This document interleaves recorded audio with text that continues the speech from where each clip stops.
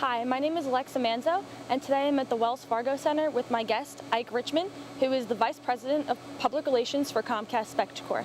Good morning, Ike. Thanks for being part of our series. Proud to be here. Awesome. So we're going to get started with our first question. Our first question is just tell me a little bit about what you do and how did you get to this position? I handle public relations for Comcast Spectacor. And Comcast Spectacor consists of three businesses: the Philadelphia Flyers, the Wells Fargo Center, and Spectra. So let's start in reverse order. Spectra is three divisions. Spectra consists of venue management, food services and hospitality, and ticketing and fan engagement. And those three divisions can be applied to arenas, stadiums, convention centers throughout the world.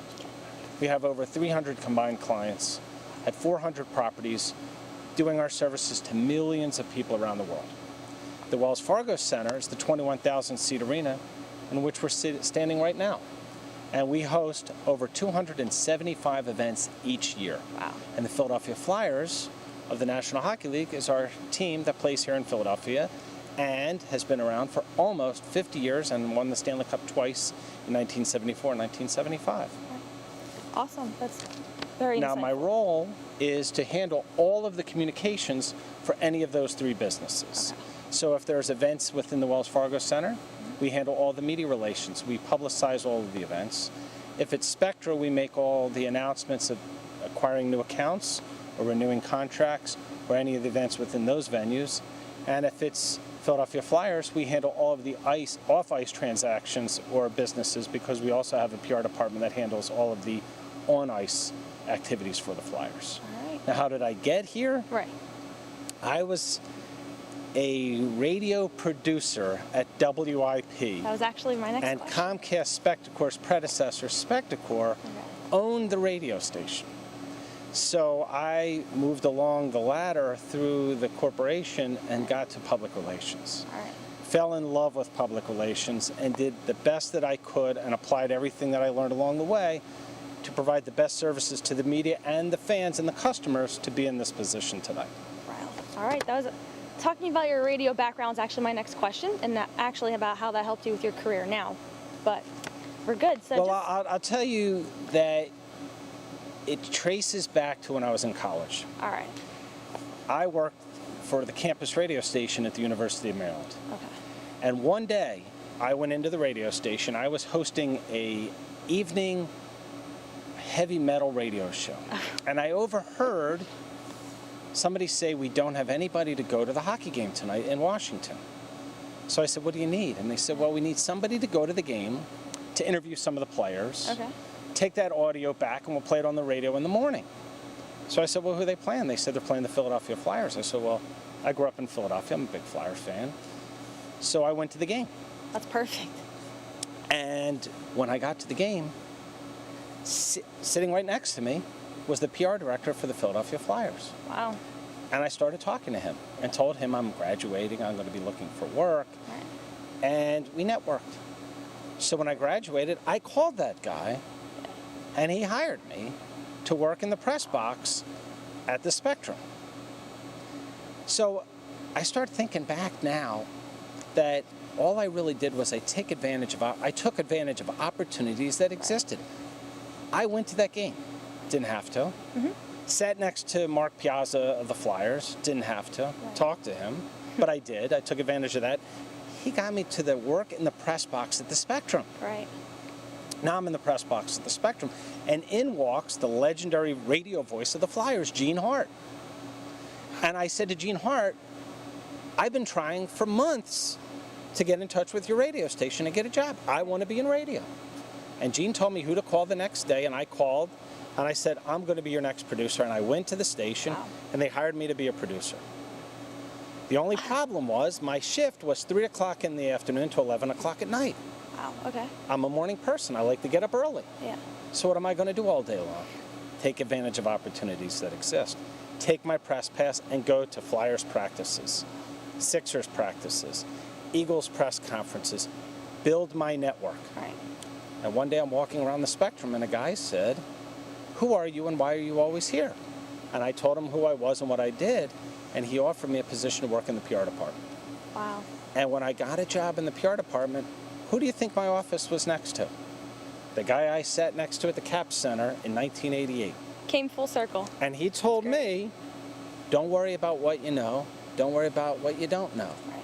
Take care of people and treat them with respect, and you'll do really well in this business. That's great. That's words I live by, and that's how I continue to do what I do, because I take care of people. Right. And I listen to what they want and listen to what they need and help them get what they want. That's all. Great advice. Thank you. That was very insightful too. So my next question, just give me a little insight on a typical work day that you have in the office. In public relations, there's two approaches you could take. You could be proactive, and you could be reactive. Okay.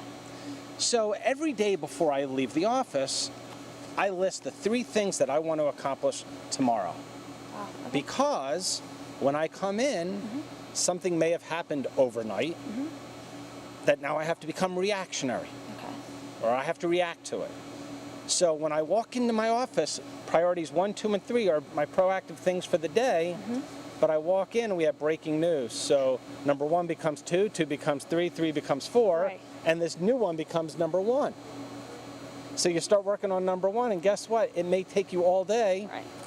So 2, 3, and 4 become 1, 2, and 3 tomorrow.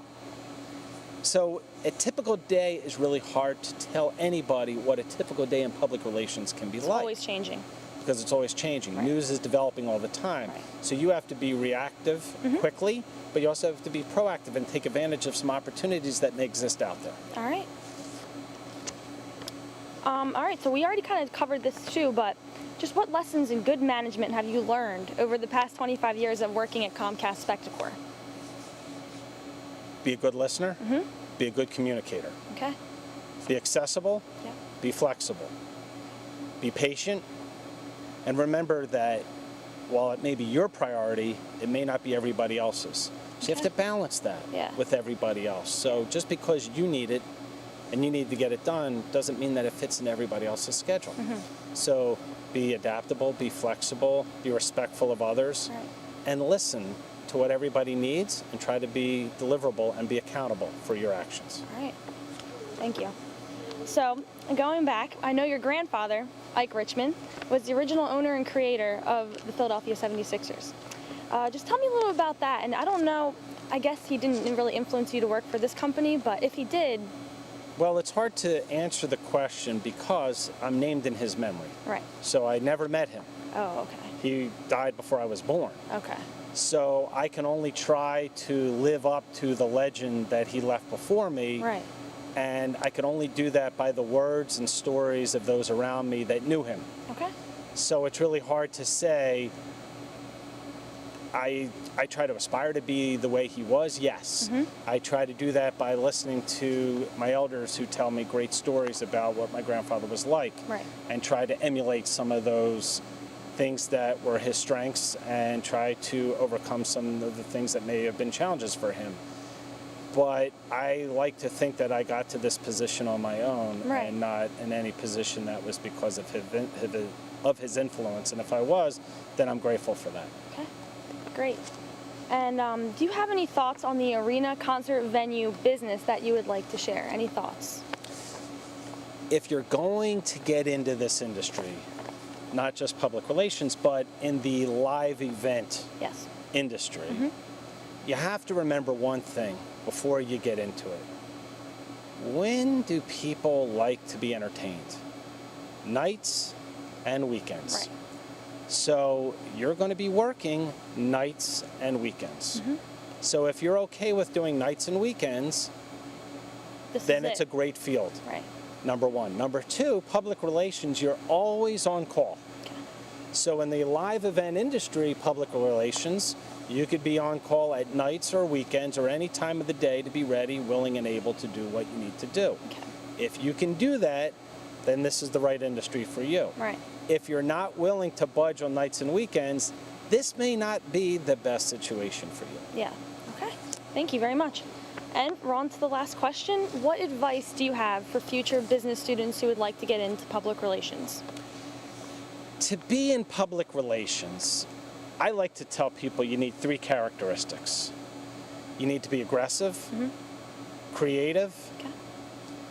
and you need to be self-sufficient. You need to be adaptable. You need to be on your own. Right. So let's talk about be aggressive and assertive. Those are the three: aggressive, assertive, and creative, really. So aggressive, not bullyish, but you need to be able to be a self-starter. You need to be able to create your own situations. You need to be forward-thinking. You need to be ahead of the game. You can't always be reactive, which is okay to be, but in PR you have to be ahead of the game. I like somebody that comes in and already knows what they want to do. Right. They know how to get there, and they know how to produce results. So when I say aggressive, I like to think if I ask somebody, hey, we have this great idea, and we want to do it. What do you think? If you say yes, I go. If you say no, I go ask somebody else. Right. But you have to do that carefully. Not too aggressive, but don't always take no and back off. If you believe in it, go for it. So assertive, make it happen. And creative, always think outside the box. Keep thinking of new ways to get your company's name in the news. Keep thinking of ways to turn a media opportunity into your advantage. Keep thinking. And those are the three things that I look for from somebody that wants to get into the field.